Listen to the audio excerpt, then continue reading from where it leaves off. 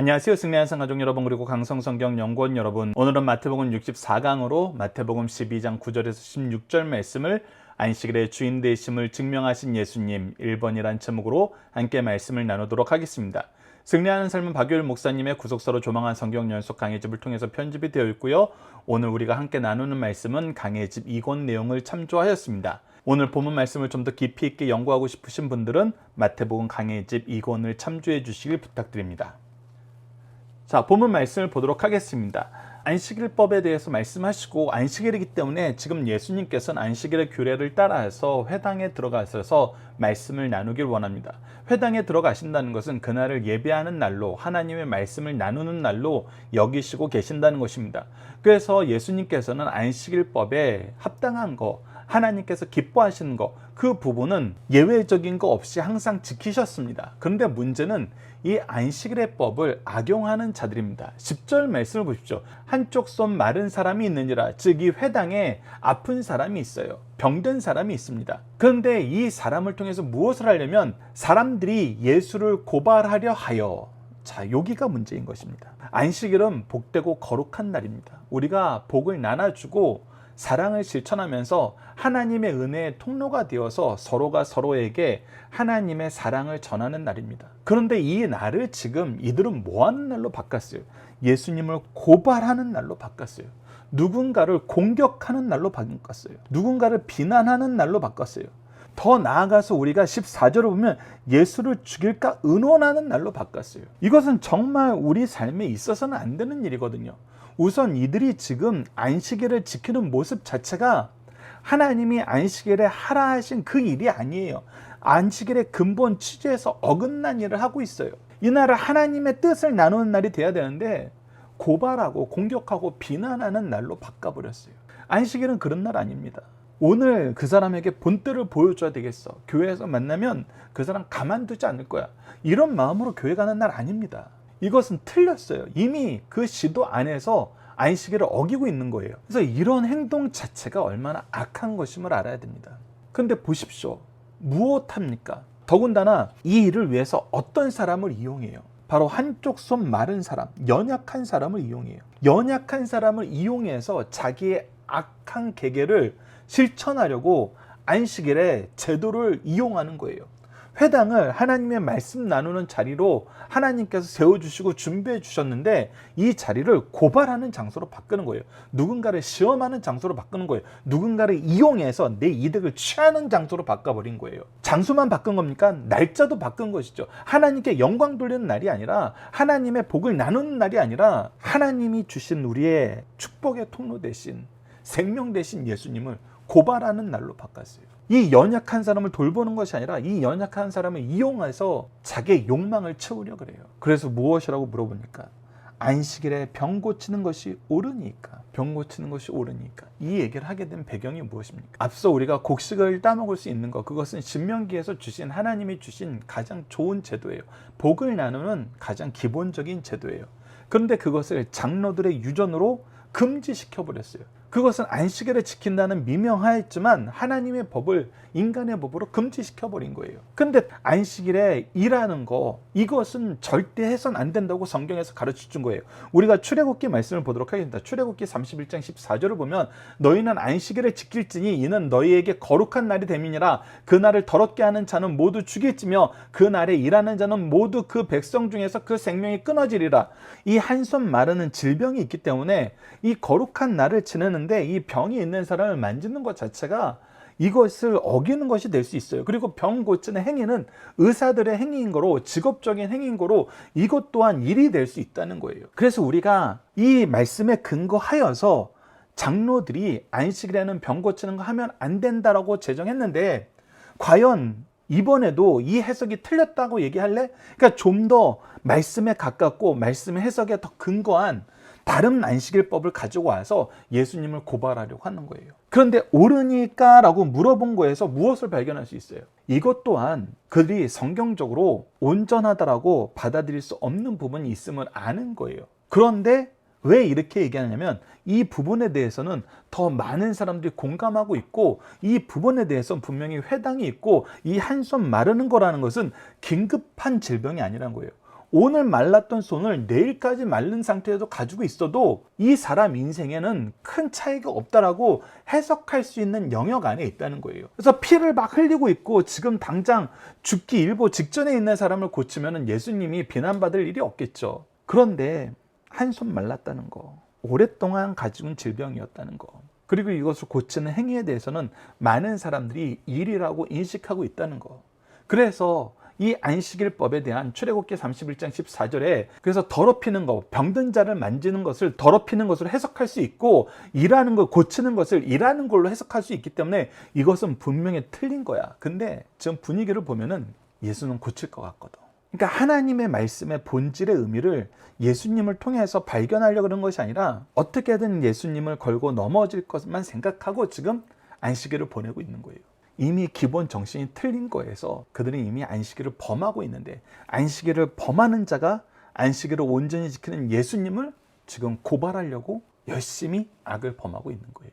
그래서 1번 문제, 사람들은 연약한 사람을 무엇하는 데 이용하려 하나요? 연약한 사람을 돌보고 그를 위해서 수고하고 헌신하는 날, 복을 누리는 날, 하나님의 은혜를 나누는 날이 안식일인데 우리 연약한 사람을 가지고 악을 행하려고 그래요. 함정을 파고 있어요. 공격하려고 그러고 비난하려고 그러고 고발하려고 그래요. 그래서 이미 10절 말씀을 통해서 드러나는 것은 무엇이다? 예수님을 대적하는 사람들이 이미 안식일의 법을 어기고 있다. 이것을 우리가 기억해야 됩니다. 그래서 계속해서 봅시다. 예수님이 뭐라고 대답하십니까? 이 악한 의도를 예수님이 뭐라고 얘기하십니까? 예수께서 이르시되 너희 중에 어떤 사람이 양 한 마리가 있어 안식일에 구덩이에 빠졌으면 끌어내지 않겠느냐. 이것이 무엇이냐면 참 아이러니하게도 장로들의 법에 이 양에 대한 구조는 예외가 될 수 있다. 이 일의 예외가 될 수 있다는 또 이 항목을 만들어 놨어요. 그거는 문화적인 형편에서 사회적인 형편에서 이것은 해야 된다는 거예요. 그러지 않으면 이 양이 죽을 수 있으니까. 그 양 한 마리도 우리가 사랑해서 아껴서 죽지 않게 그것이 동물에 대한 사랑이건 내 재산에 대한 보존을 위한 것이건 이런 율례를 너희들이 만들어 놓지 않았느냐. 그래서 너희들 이거 끌어내는 거에 대해서는 일로 여기지 않지 않느냐. 근데 그 근본 정신을 보라는 거예요. 너희들의 그 행동을 통해서 정말 근본적으로 가져야 된 정신이 무엇이냐. 12절이란 거예요. 사람이 양보다 얼마나 더 귀하냐. 너희들이 양과 생명, 하나님의 자녀된 이 백성의 생명, 이 영혼의 생명을 너희들이 저울로 잰다 그랬을 때 하나님 앞에서 어느 것이 더 귀하냐는 거예요. 사람보다 더 귀중한 존재는 하나님의 질서 안에서는 있을 수가 없어요. 하나님이 인간을 이 피조물을 통치하는 통치의 대행자로 세우셨거든요. 그러니까 하나님 아래 가장 높은 존재로 세우셨어요. 그러니까 당연히 이 양보다 귀해요. 근데 양에 대해서도 너희들이 예외를 두고 있는데 어떻게 사람, 특히 이스라엘 민족은 뭐라고 불러요? 자기네들을 선민이라고 불러요. 하나님의 백성이라고 불러요. 하나님의 백성으로 불리우는 이 사람을 위해서 선을 행하는 것이, 이 선이란 건 뭐예요? 하나님의 뜻을 행하는 거예요. 하나님의 기준으로 사람을 보는 거예요. 하나님이 이 연약한 사람 고칠 수 있으면 안 고치시겠냐는 거예요. 그리고 다시 한번 강조하지만 안식일은 복되고 거룩한 날이란 거예요. 복을 주는데 이 복을 막는 법이 있어서는 안 된다는 거예요. 복을 나누는 법이 금지되는 일이 있어서는 안 되는 거예요. 너희들은 이미 예배의 법도 어기고 있고 은혜의 법도 어기고 있다는 거예요. 정한 시간, 정한 장소, 정한 순서에 따라서 마음과 뜻과 정성을 다하여 영과 진리로 하나님께 드리는 예배도 지금 너희들은 범하고 있고, 이날 우리가 서로 사랑하고 우리의 사랑을 실천하고 우리에게 주신 모든 것으로 우리에게 주신 모든 은혜를 나눔으로써 복되게 하는 이 날의 근본 취지도 어기고 있다는 거예요. 그러니 너희들 다시 한번 돌아보라는 거예요. 누가복음 6장 9절 말씀도 같이 보도록 하겠습니다. 예수께서 그들에게 이르시되 내가 너에게 묻노니 안식일에 선을 행하는 것과 악을 행하는 것, 생명을 구하는 것과 죽이는 것 어느 것이 옳으냐 하시며, 본질적인 의미를 알라는 거예요. 본질적인 의미를. 그래서 두 번째 문제, 예수님은 연약한 사람을 위해 무엇을 해야 한다고 말씀하시나요? 그를 위해서 우리가 할 수 있는 거 하는 것이, 우리에게 주신 것을 나누는 것이, 그래서 그날을 하나님의 말씀 안에서 하나님이 우리에게 주신 은혜 안에서 복되고 거룩하게 하는 것이 옳다라는 거예요. 그런데 어찌 이것을 옳지 않다라고 주장할 수 있냐는 거예요. 그래서 어떻게 하십니까? 예수님이 고쳐주십니다. 13절 14절을 보시죠. 이에 그 사람에게 이르시되 손을 내밀라 하시니 그가 내밀매 다른 손과 같이 회복되어 성하더라. 이러니 어떻게 돼요? 바리새인들이 나가서 어떻게 하여 예수를 죽일까 의논하거든. 죽이려고 의논해요. 자, 이제 우리가 이 안식일을 지키는 모습을 한번 봅시다. 예수님은 이 안식일에 계속 뭐를 하려 하세요? 사랑을 베풀려고 하세요. 복을 주려 하세요. 회복시키려 하세요.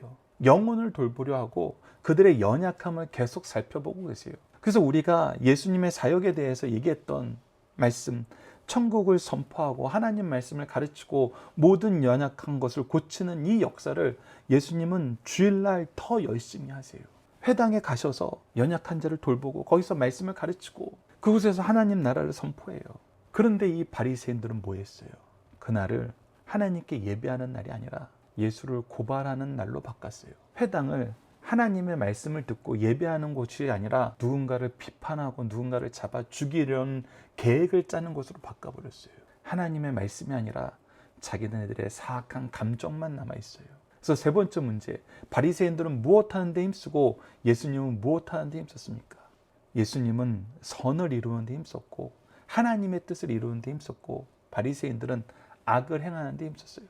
하나님의 뜻을 힘써 거역하는 데 힘썼어요. 그래서 우리가 성경에서 하나님의 말씀을 바르게 적용하는 것과 잘못 적용하는 걸 봐야 됩니다. 우선 하나님의 법을 악을 행하는 도구로 악용한 경우가 있습니다. 특히 하나님이 정하신 제도, 이 할례를 악으로 행한 경우와 믿음으로 순종하는 경우로 우리가 성경에 나타나는데 이것을 한번 보도록 하겠습니다. 창세기 34장 24절로 25절은 야곱의 딸 디나가 세겜 사람에게 강간을 당하게 돼요. 그리고 사랑해서 그런 거라고 얘기하면서 결혼하자 그럽니다. 그러자 디나의 오라버니 시므온과 레이가 뭐라 그러냐면 우리는 할례 받지 않은 사람들과는 결혼을 할 수 없다. 가족이 될 수 없다. 그래서 너희들이 할례를 받으면 내 동생을 너희들에게 주겠다라고 얘기를 해요. 근데 사실 이것이 무엇을 위한 거였어요? 할례 받으면 어떻게 됩니까? 남자들이 움직이질 못해요. 사실은 시므온과 레이가 무엇 하려고 그랬냐면 자기 여동생의 복수를 하려고 이 얘기를 한 거예요. 근데 물론 세겜 사람들도 우리가 저 사람들과 가족이 되면은 저 사람들은 결국은 우리에게 흡수될 거야. 그래서 저들의 재산이 다 우리 것이 될 거야. 이 기회에 우리가 할례 받고 저들의 것 차지하자. 이들도 악으로 대응하긴 해요. 근데 중요한 것은 하나님이 할례를 왜 주셨냐는 거예요. 하나님이 할례를 이렇게 악을 행하는 도구로 주신 것이 아니라는 거예요. 구별된 삶, 하나님의 언약의 백성으로 사는 삶, 하나님의 언약을 바라보면서 소망하는 삶, 그래서 구별된 하나님의 백성으로서 하나님의 약속을 바라보는 사람입니다 라는 표시예요. 하나님의 백성된 증표예요. 근데 이것을 그들은 악을 행하는 데 써서 어떻게 해요? 34장 24절로 25절을 보십시오. 성문으로 출입하는 모든 자가 하몰과 그의 아들 세겜의 말을 듣고 성문으로 출입하는 그 모든 남자가 할례를 받으니라. 제3일에 아직 그들이 아파할 때, 그러니까 충분히 이것을 다 받고 아파할 때 야곱의 두 아들 디나의 오라버니 시므온과 레이가 각기 칼을 가지고 가서 몰래 그 성읍을 기습하여 그 모든 남자를 죽이고 하나님의 법을 가지고 악을 행하는 도구로 악용합니다. 이것 때문에 야곱이 마지막 유언적인 기도를 할 때 이 죄를 다시 한번 들춰내죠. 징계받아야 될 죄입니다. 하지만 이 할례를 하나님의 법을 믿음으로 순종하는 데 사용한 적이 있습니다. 그것이 바로 여호수아서에서 나오는 이스라엘 민족의 할례예요. 이때의 배경은 뭐냐면 하나님이 요단강을 건너게 하셨어요. 요단강을 건너면 이제 여리고하고는 바로 한 20분 거리, 30분 거리예요. 근데 하나님께서 요단강을 건너서 적의 성이 바로 앞에 있는데 너희들은 다 할례를 행하라 그러는 거예요. 할례를 행하면 한 일주일 정말 움직이지 못하잖아요. 적진이 바로 앞에 있어요. 30분 거리예요. 이것이 적에게 알려진다면 어떻게 되겠어요? 우리가 창세기에서 봤잖아요. 3일 만에 들어갔어요. 아직 회복되지 전에 확실할 때 그냥 첫날은 어영부영 넘어갈 수 있지만 쟤네들이 왜 저기에 멈춰 있을까 궁금해서 염탐꾼 한 명만 보내면은 정말 다 진멸할 수 있는 상황이에요. 근데 여호수아와 이스라엘 민족이 이 일로 고민하지 않습니다. 믿음으로 순종해요. 그래서 여호수아서 5장 2절로 3절을 보면 그때 여호와께서 여호수아에게 이르시되 너는 부싯돌로 칼을 만들어 이스라엘 자손들에게 다시 할례를 행하라 하시매 여호수아가 부싯돌로 칼을 만들어 할례 산에서 이스라엘 자손들에게 할례를 행하니라. 그래서 모든 남자들이 장정들이 다 할례를 받아요. 광야에서 받지 못했던 이 할례를 다시 회복시키시는 거예요. 그런데 이 말씀에 놀라운 것은 여호수아서 5장 1절에 있습니다. 여호수아서 5장 1절 말씀을 여러분들에게 읽어드리도록 하겠습니다. 이 일을 순종하게 하실 때 이스라엘 민족은 모르지만 하나님께서 미리 행하신 일이 있어요. 여호수아서 5장 1절 봅시다. 요단 서쪽 아모리 사람의 모든 왕들과 해변의 가나안 사람들의 모든 왕들이 여호와께서 요단물이 이스라엘 자손들 앞에서 말리시고 우리를 건너게 하셨음을 듣고 마음이 녹았고 이스라엘 자손들 때문에 정신을 잃었더라. 즉 하나님께서 하나님의 능력으로 요단강을 건너게 한 이 역사 때문에 이들이 정신이 나가버렸어요. 아무것도 할 수 없는 정말 완벽하게 패닉에 빠진 상태, 혼란한 상태로 하나님께서 이미 만들어 놓으셨어요. 그런데 이스라엘 민족은 이걸 알아요, 몰라요? 모르죠. 하나님께서 먼저 일하시고 먼저 안전하게 거할 수 있도록 조치하신 다음에 이걸 명령하신 거거든요. 우리 하나님은 정말 우리를 눈동자같이 아끼시는 하나님이에요. 그래서 우리가 하나님 앞에 순종할 때 그것이 잘못되는 경우가 없어요.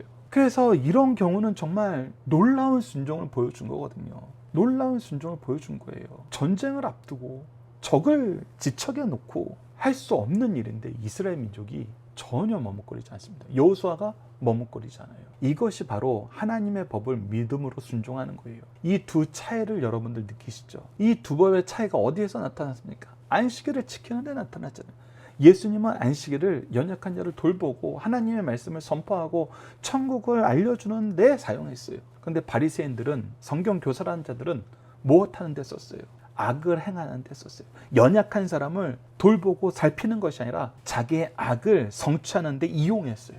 이 차이를 우리가 알아야 됩니다. 우리가 정말 교회에서 무엇하고 있는가? 예배를 무엇이라고 생각하는가? 성도의 교제를 무엇이라고 생각하는가? 가끔 안타까운 소식을 들을 때가 바로 이런 걸 계획하고 교회에 가는 사람들이 많다는 거예요. 오늘 누구에게 본때를 보여주겠어. 오늘 누구를 반드시 내가 무너뜨리겠어. 예배를, 교회를 악을 행하는 것으로 사용하지 마십시오. 악을 행하는 날이 아닙니다. 어떤 사람은 스스로는 자기가 정의를 행한다고 생각하면서 이 일을 하는 사람이 있어요. 근데 그 사람도 무엇을 안 지키는 거예요? 하나님이 정하신 예배의 질서를 안 지키는 거예요. 왜 정한 시간을 주셨고, 정한 장소를 주셨고, 왜 정한 순서를 주셨고, 이 일을 위해서 미리 준비한 일꾼들을 통해서 이것을 만드셨고, 준비하셨고, 이것을 나누게 하셨는지 하나님의 방법을 따르는 거예요. 그것이 너무나 중요합니다. 그래서 예수님은 사랑을 베푸십니다. 연약한 사람들을 돌보세요. 그냥 돌보시는 것도 아니고 훨씬 더 많이 돌보십니다. 15절과 16절도 봅시다. 예수께서 아시고 거기를 떠나가시니, 예수님께서는 자기를 잡아 죽이려는 바리새인들의 이 계획을 아시고 떠나가셨어요. 이것이 우리가 잘 봐야 되는 겁니다. 지금 많은 사람들의 지지를 받을 수 있는 환경이에요. 그래서 오히려 이들을 정말 혼쭐을 더 내주고 이런 시도 자체를 다시는 못하도록 사람들을 동원해서 만들 수도 있었을 거예요. 근데 예수님은 오히려 떠나십니다. 교회를, 예배를, 하나님께 예배드리는 날을 분란을 일으키는 날, 싸우는 날로 바꾸지 않으시는 거예요. 그리고 그때 어떤 일이 생깁니까? 많은 사람들이 따라와요. 이 따라오는 사람들은 어떤 사람들이었습니까? 예수께서 그들의 병을 다 고치시고라고 기록된 걸 봐서 연약한 사람들이었어요. 도움이 필요한 사람들이었어요. 예수님은 끝까지 하나님이 기뻐하시는 일을 하고 계십니다. 그리고 뭐라 그러세요?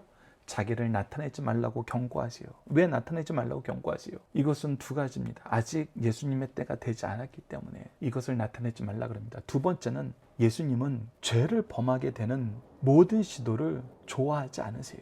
계속 이런 것이 소문이 나서 바리새인들이, 유대 지도자들이 안식일마다 예수님을 시험하는 날로, 예수님을 잡아 죽이는 날로 바꿔버리면은 그들이 계속해서 하나님의 법을 어기는 삶을 사는 거거든요. 하나님께서도 가장 싫어한 거는 우리가 옳은 일을 한다고 생각하면서 계속 죄를 짓는 삶을 사는 거예요. 이것을 볼 수 있는 대표적인 사건이 바로 가인이 요청하신 것을 들어주시는 하나님의 모습이에요. 자기 아우 아벨을 죽이고 나서도 뭐라 그래요? 사람들이 자기를 죽이려고 그러면 어떻게 하냐는 거예요. 하나님이 뭐라고 약속하십니까? 가인을 해치는 자는 7배를 더 벌하신다 그래요. 그것은 여러분들 얼핏 보면은 가인을 도와주는, 가인을 보호해주는 말씀 같지만, 하나님의 자녀들이 의를 행한다는 이름 하에, 정의를 구현한다는 이름 하에 하나님이 허락하지 않는 생명을 손대는 하나님이 절대로 해서 안 된다고 얘기하는 이 죄를 범하지 않게 하기 위한, 아직 살인이라는 죄를 범하지 않은 사람들에게 이 살인이라는 죄에 빠지지 않게 하기 위한 방어 조치라는 거예요. 그래서 예수님은 떠나시는 겁니다. 자기를 나타내지 말라고 경고하시는 거예요. 악을 행하는 자들이 더 큰 악을 범하지 않게 하기 위해서. 이 부분도 우리가 함께 묵상할 말씀을 보도록 하겠습니다. 이사야서 42장 1절로 4절로 보십시오. 내가 붙드는 나의 종, 내 마음에 기뻐하는 자, 곧 내가 택한 사람을 보라. 내가 나의 영을 그에게 주었은즉 그가 이방의 정의를 베풀리라. 그는 외치지 아니하며 목소리를 높이지 아니하며 그 소리를 거리에 들리게 하지 아니하며. 이 얘기는 무엇입니까? 다투려 하지 않는다는 거예요. 전쟁하려 하지 않는다는 거예요. 자기를 드러내려 하지 않는다는 거예요. 상한 갈대를 꺾지 아니하며 꺼져가는 등불을 끄지 아니하고, 오히려 상한 갈대, 꺼져가는 등불, 연약한 것의 상징이거든요. 부족한 자들의 상징이에요. 우리 이들을 돌봐요. 진실로 정의를 시행하며, 그래서 이들을, 이렇게 연약한 자들을 하나님께로 이끄는 것이 바로 정의를 행하는, 공의를 행하는 왕의 모습이거든요. 우리가 구약 성경 열왕기상하 역대상하를 통해서 확인하는 것도, 왕이, 사람들이, 백성들이 하나님께 나아가는 길을 잘 닦아놓고 하나님께 나아가도록 잘 인도할 때 그 왕이 선한 왕이었고, 하나님께 나아가는 길을 막고 이방 우상으로 유혹하면 그는 악한 왕이었어요. 그래서 정의를 행한다는 것은 하나님의 의로운 통치 안에서 하나님을 경험하도록 이끄는 삶을 사는 거예요. 말씀을 계속해서 봅시다. 그는 쇠하지 아니하며 낙담하지 아니하고 세상에 정의를 세우기를 이르니 섬들이 그 교훈을 앙망하리라. 그래서 그를 통해서 하나님의 통치가 온전히 나타나서 결국 그를 보게 하세요. 그러나 그분이 자기를 드러내거나 싸우려 하지 않으세요. 잠잠히 하나님의 뜻을 이룰 뿐이라는 것입니다. 이것이 바로 예수님이 우리에게 보여주는 삶의 모습입니다.